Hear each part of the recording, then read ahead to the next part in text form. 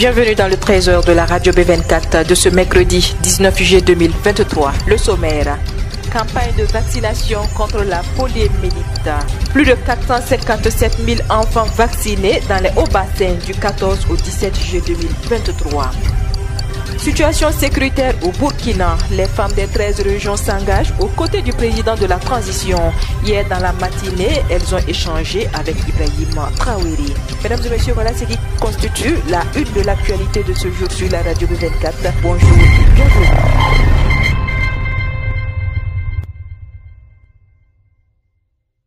Le chef de l'État burkinabé, le capitaine Ibrahim Traoré, a réaffirmé mardi son engagement à vaincre le terrorisme malgré l'intensification des attaques lâches contre les populations désarmées. Le chef de l'État burkinabé échangeait avec les femmes venues des 13 régions du Burkina Faso sur leur contribution pour un retour à la paix. Le président a noté qu'au bout de 8 ans, les attaques se sont intensifiées, engendrant un cycle de violence sans précédent vis-à-vis des civils. Selon lui, cette intensification prouve également que le chemin emprunté par le Burkina Faso déplaît.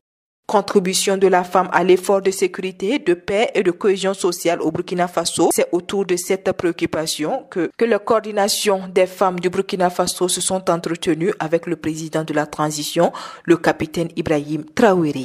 Selon le ministre de la Solidarité, de l'Action humanitaire et de la Réconciliation nationale du genre, de la famille Nandi Somé Diallo, les femmes du Burkina veulent, à travers cette rencontre avec le chef de l'État, lui témoigner leur reconnaissance pour sa détermination. Le Premier ministre, Maître Apollinaire Joachim Kyelem de Tambela, va effectuer du 19 au 21 juillet 2023 une visite officielle à Managa, capitale de Nicaragua. Dans ce pays situé en Amérique centrale, le chef du gouvernement de la transition et sa délégation participeront à la cérémonie officielle du 44e anniversaire du triomphe de la révolution sandiniste.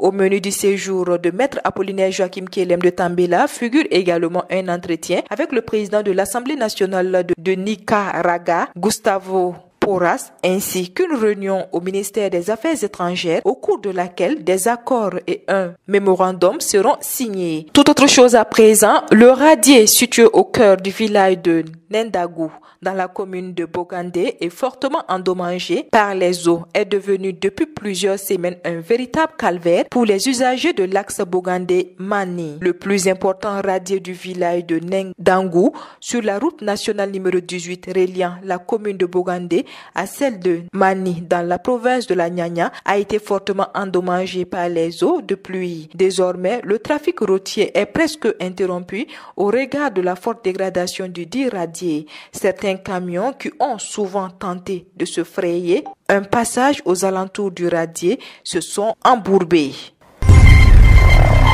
Le ministre de la Santé et de l'Hygiène publique, Dr Robert Jean-Claude Kargougou, a effectué le vendredi 14 juillet 2023 une visite des infrastructures sanitaires de Gawa, notamment le centre hospitalier régional, le centre régional de transfusion sanguine et le centre médical urbain de la ville. Le ministre de la Santé et de l'Hygiène publique veut toucher du doigt les réalités du terrain et aussi apprécier la qualité des services de santé rendus aux populations dans le sud-ouest.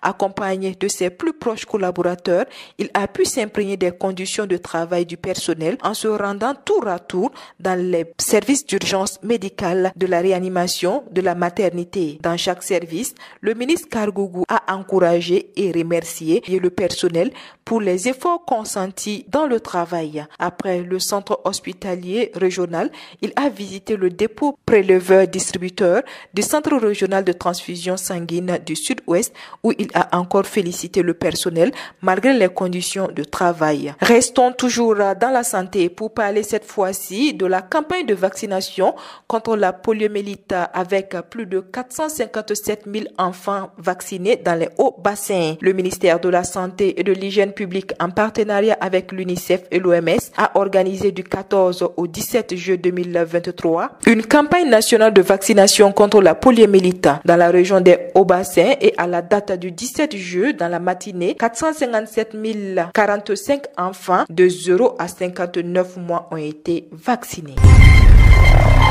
Parlons de la victoire des forces de défense sur les forces du mal pour clore ce journal. Plus d'une soixantaine de terroristes ont été neutralisés à Ougarou et à Partiaga dans la région de l'Est, selon l'agence d'information du Burkina AIB. Mardi, de sources sécuritaires, ces terroristes ont lancé un assaut contre les populations civiles de Ougarou. Les forces combattantes ont repoussé l'attaque avant que les vecteurs aériens n'entrent en action. Au moins une soixantaine de terroristes ont été filés jusqu'à dans leur base de stationnement au milieu d'arbres touffus.